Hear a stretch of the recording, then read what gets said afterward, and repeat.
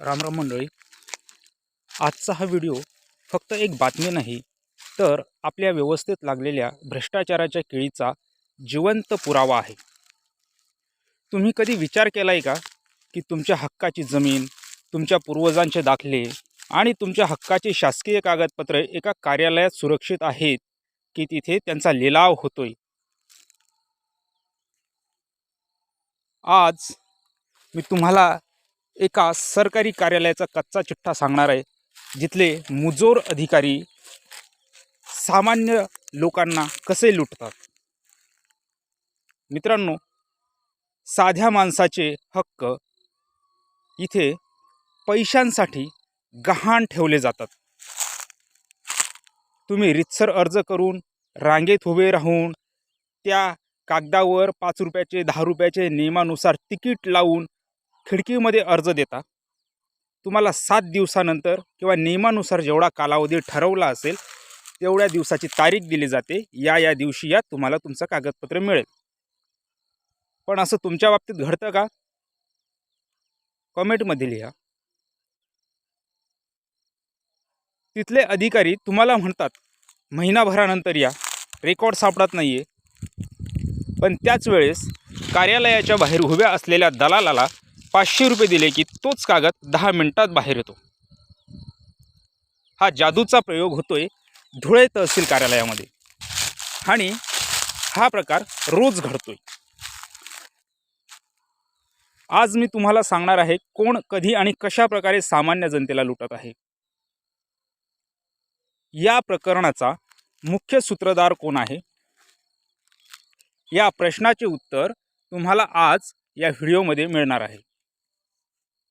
हा व्हिडिओ शेवटपर्यंत पहा, कारण मी त्या अधिकाऱ्याचे नाव सांगणार आहे ज्याने साध्या माणसाच्या फाईल्स दाबून ठेवल्यात, अर्ज दाबून ठेवलेत.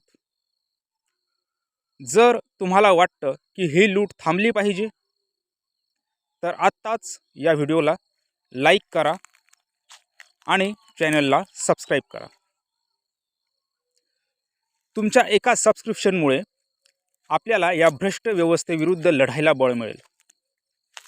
आणि मला कमेंटमध्ये सांगा, तुमच्यापैकी किती जणांना तहसील कार्यालयात वारंवार हेलपाटे मारावे लागलेत.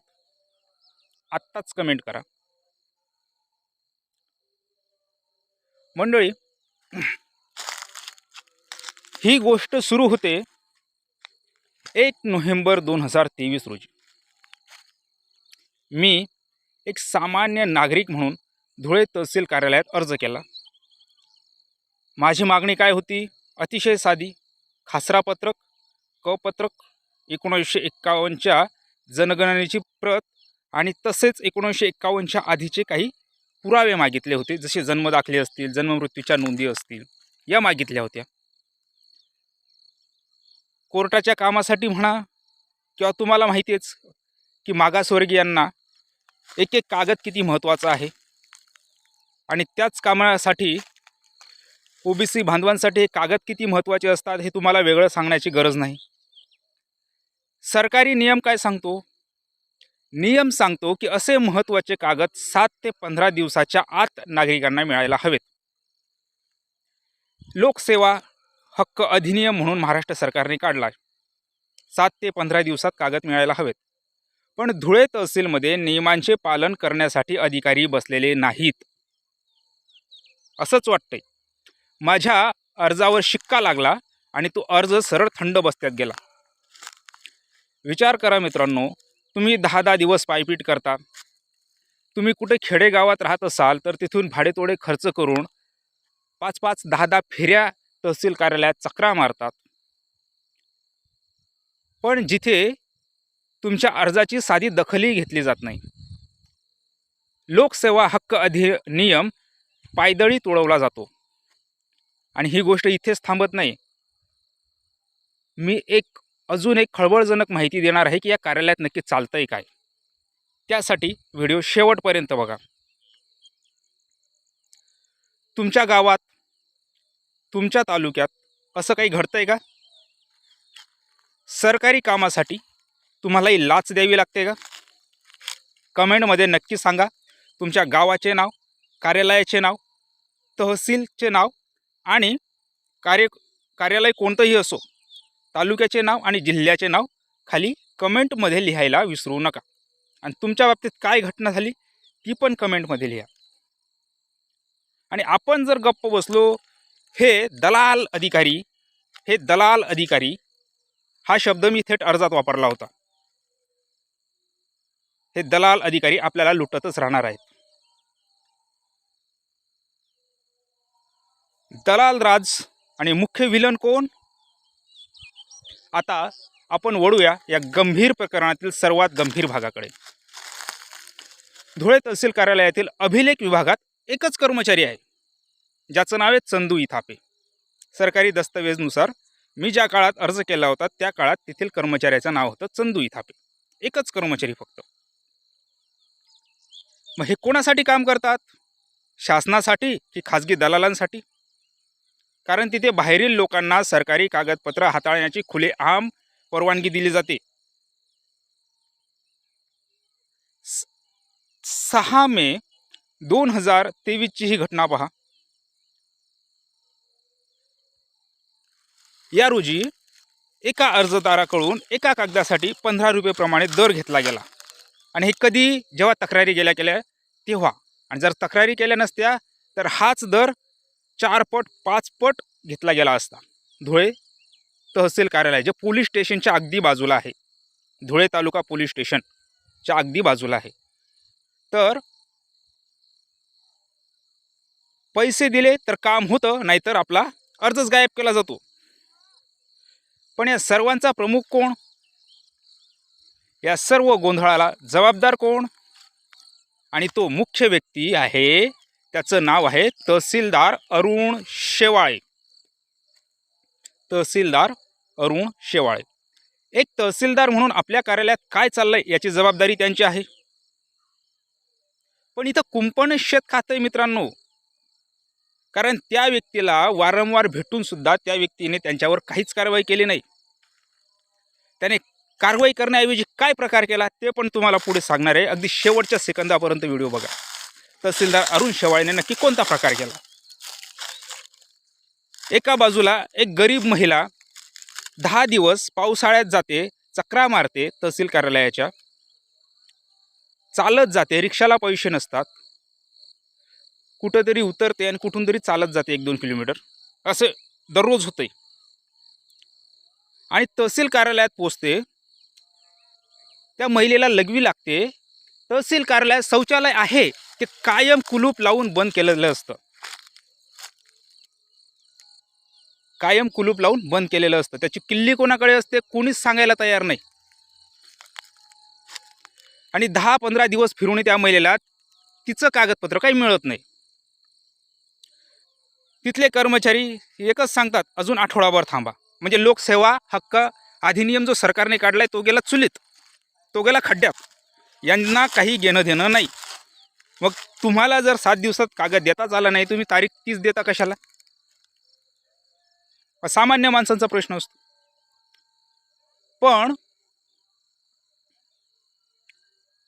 त्याच वेळेस एखादा दलाल येतो आणि मी तुमचे काम लगेच करून देतो सांगतो, आणि पैसे घेऊन लगेच कागद काढून देतो. म्हणजे 10-20 दिवस फिरून ज्या महिलेला कागद मिळत नाहीत त्या महिलेला पैसे देऊन लगेच काम होते. ही लोकशाही आहे की हुकुमशाही? जर तुम्हाला वाटतं की तहसील कार्यालयात माणुसकी असायला हवी तर हा व्हिडिओ आत्ताच्या आत्ता शेअर करा. आपल्याला हा आवाज मंत्रालयापर्यंत पोहोचवायचा आहे. जेव्हा खालच्या स्तरावर दाद मिळत नाही तेव्हा माणूस वरच्या अधिकाऱ्यांकडे जातो. आणि मी सुद्धा तेच केलं. 19 डिसेंबर आणि 29 डिसेंबर 2023 रोजी मी स्वतः जिल्हाधिकारी, निवासी जिल्हाधिकारी नितीन गावंडे यांना प्रत्यक्ष भेटलो. 2-4 अर्ज दिले. या तारखेला नाही, या तारखेलाही दिले आणि त्यानंतरही 2-3 दिले आणि त्याच्या आधीही काही दिले होते. नितीन गावंडेने मला एकच उत्तर दिलं, होईल काम, होईल काम, होईल. पण ते झालंच नाही. मग नाशिक विभागीय आयुक्त यांच्याकडे धाव घेतली. मी त्यांना पुराव्यानिशी तक्रार दिली आणि 5 अतिशय स्पष्ट मागण्या केल्या होत्या. मागण्या काय होत्या? मागण्या चुका असतील तर स्पष्ट सांगा. कार्यालयातील सर्व कर्मचाऱ्यांची नावे आणि त्यांची पदे स्पष्टपणे फलकावर लावा. कार्यालय म्हणजे कोणते? धुळे तहसील कार्यालयामध्ये अभिलेख नावाची शाखा आहे. त्या अभिलेख शाखेमधले कर्मचारी, त्या शाखेच्या बाहेर, त्या खोलीच्या बाहेर तिथल्या कर्मचाऱ्यांची नावे, पदनाम आणि जे काही शासकीय नियमानुसार दिलेलं असेल तेवढी सर्व त्यांची माहिती त्या फलकावर लावली गेली पाहिजे, अशी मी मागणी केली होती. दुसरी मागणी काय होती? प्रत्येक सरकारी कामाचे आणि कागदाचे अधिकृत शुल्क बोर्डावर लिहा. शुल्क कसले? 7/12 उतारा, फेरफार उतारा, क पत्रक, ड पत्रक, जे काही असेल, जनगणनेची प्रत, जुने फेरफार, यांचे शासकीय शुल्क किती आहे ते तिथं बोर्डावर लिहिलं पाहिजे असं सरकारी नियम सांगतो. पण धुळे तहसील कार्यालयामध्ये गेल्या 5 ते 6 वर्षापासूनच काय स्वातंत्र्यानंतर हा नियम चिपकवण्यात आला नाही, लावलाच गेला नाही. का नाही? कारण त्यांना पैसे खायला मिळणार नाहीत म्हणून. हे स्पष्ट आहे. तिसरी मागणी काय होती? तहसील कार्यालयात येणाऱ्या नागरिकांसाठी पिण्याचे शुद्ध पाणी आणि स्वच्छ शौचालयांची सोय करा. उन्हाळ्यामध्ये पाण्याची तिथं आजूबाजूला काहीच सोय नसते. तहसील कार्यालयामध्ये जसं जिल्हाधिकारी कार्यालयामध्ये वॉटर कूलर लावलेले असतात लोकांसाठी किंवा अधिकाऱ्यांसाठी किंवा कर्मचाऱ्यांसाठी असतील, तिथून लोक पाणी पितात. मग तहसील कार्यालयामध्ये अशी सोय का नाही करण्यात आलेली आहे? याच्याकडे साफ दुर्लक्ष केलं गेलं. स्वच्छ शौचालयांची सोय करा. कुलपं लावलेली असतात शौचालयांना, कुलपं. आणि महिला जर किल्ली मागायला गेली तर तिथं कोणाकडे किल्ली आहे ते सुद्धा सांगत नाहीत. चौथी मागणी आहे, जे कर्मचारी कामचुकार आहेत किंवा भ्रष्टाचारात गुंतलेले आहेत त्यांच्यावर तत्काळ कारवाई करा. आणि 5वी मागणी होती सर्वात महत्त्वाचं, भ्रष्टाचाराला आळा घालण्यासाठी सर्व देयकांसाठी म्हणजे जे कागद आपल्याला लागतात त्यांची पेमेंट करण्याची सुविधा ऑनलाईन उपलब्ध करून द्या. जेणेकरून कोणी किती कॅश घेतली हे समजत नाही. ऑनलाईन दिली, 10 रुपये फी असेल 10 रुपये भरले जाईल, 5 रुपये असेल 5 रुपये भरले जाईल. आणि ऑनलाईन नसेल तर एका कागदाचे 100 रुपये घेतले जातात तिथं. आणि ते सुद्धा कधी? महिना फिरवल्यानंतर. पण दुर्दैव बघा मित्रांनो, निवासी जिल्हाधिकारी नितीन गावंडे या माणसाने या मागण्यांकडे पूर्णपणे दुर्लक्ष केलं. या नितीनने काय केलं? नितीन हा प्रशासनाचा प्रमुख आहे, निवासी जिल्हाधिकारी आहे. मग याने जर दुर्लक्ष केलं, याला मी सविस्तर सर्व घटना सांगितलं, मग या नितीनने त्याचा अधिकाराचा वापर करून लगेच फोन केला पाहिजे होता की इथं चाललंय काय. आणि जर फोन केला नसता कोणाला तरी पाठवलं पाहिजे होतं तिथं काय प्रकारे. पण हा म्हणतो होईल होईल होईल, मी एकेरी बोलतोय स्पष्टपणे. हा म्हणतोय होईल आणि होईल 4 वर्ष झाली अजून काहीच झालेलं नाही आहे. 2023, 24 आणि 25 आणि हे 26वे चालू आहे, काहीच झालेलं नाही आहे. तो नितीन गावंडे कुठे गेला असेल तो. आता दुसरा कोणी आला असेल, त्याला तर काही मी भेटलो नाही. प्रशासनाचे प्रमुखच जर असं वागत असतील तर सामान्य माणसाने दात कोणाकडे मागायची? तुम्हाला काय वाटतं? या परिस्थितीला जिल्हाधिकारी जबाबदार आहेत की तहसीलदार?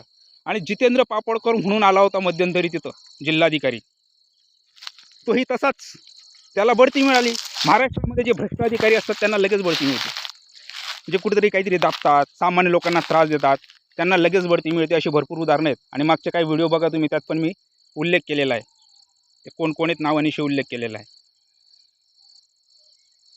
सामान्य माणसाने दात कोणाकडे मागायची? तुम्हाला काय वाटतं? या परिस्थितीला जिल्हाधिकारी जबाबदार आहेत की तहसीलदार? ज्यांचं नाव तुम्हाला दोषी वाटतंय ते कमेंटमध्ये आत्ताच टाईप करा. तहसीलदार असेल तर तहसीलदार लिहा, जिल्हाधिकारी असेल तर जिल्हाधिकारी लिहा. सर्वात मोठा बनाव यात दलाल तहसीलदाराने काय केला? अरुण शिवाळेने खोटा खुलासा दिला. आता या व्हिडिओचा सर्वात धक्कादायक भाग, 23 जानेवारी 2024 रोजी तहसीलदार अरुण शेवाळे यांनी एक खुलासा सादर केला. या खुलाशामध्ये त्यांनी चक्क असं लिहिलं की आम्ही सर्व कागदपत्र संबंधितांना दिली आहेत आणि वास्तविक जी मागितली होती ती कागदपत्र दिलीच नाही. यांनी दुसराच काहीतरी कागद काढून दिला. कधी? एवढे सर्व अर्ज केल्यावर, तहसीलदारांना, जिल्हाधिकाऱ्यांना, विभागीय आयुक्तांना भेटल्यावर, वारंवार चकऱ्या मारल्यावर वेगळीच दुसरी कागद काढून दिली. आणि हा साफ खोटा खुलासा आहे. माझ्याकडे आजही ते जुने रेकॉर्ड्स आलेले नाहीत. हा अधिकारी चक्क खोटं बोलून प्रशासनाची दिशाभूल करतोय. मग हे जुन्या रेकॉर्डची चोरी झाली आहे का, की ते जाणीवपूर्वक कोणाला तरी वाचवण्यासाठी लपवले जात आहेत? तुमच्या कुटुंबाची मेहनतीची कागदपत्र जर अशीच चोरी झाली किंवा लपवली गेली तर तुम्हाला कसं वाटेल? तहसीलदार अरुण शेवाळे यांनी आपल्या खुलाशामध्ये जे काही म्हटलंय ते पूर्णपणे धादांत बनावट आणि खोटे.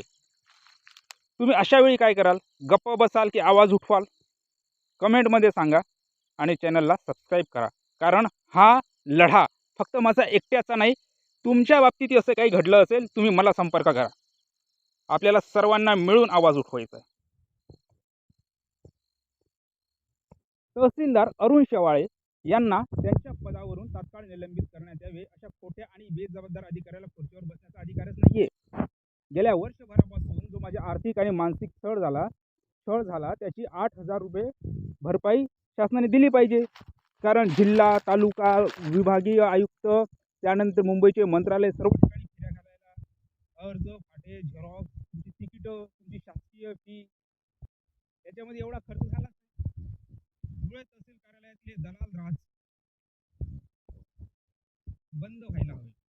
हा लढा फक्त माझा नाहीये, धुळ्यातील प्रत्येक त्या शेतकऱ्याचा आहे ज्याला 7/12साठी पैसे मोजावे लागतात. जुन्या 7/12साठी म्हणतो, आता नवे तर ऑनलाईन निघतात. हा त्या विद्यार्थ्यांचा आहे ज्याला जातीच्या दाखल्यासाठी हेलपाटे मारावे लागतात. तुम्ही काय कराल? कमेंट करून सांगा. हा व्हिडिओ प्रत्येक व्हॉट्सअप ग्रुपवर, फेसबुकवर, इंस्टाग्रामवर, तुम्हाला गावातील चावडीवर पोहोचवा. जितका जास्त हा व्हिडिओ शेअर होईल तितकी ही भ्रष्ट व्यवस्था सुधारू शकते. भविष्यात मी जिल्हाधिकारी कार्यालय आणि आयुक्तांच्या भूमिकेवर आणखी मोठे खुलासे करणार आहे. व्हिडिओ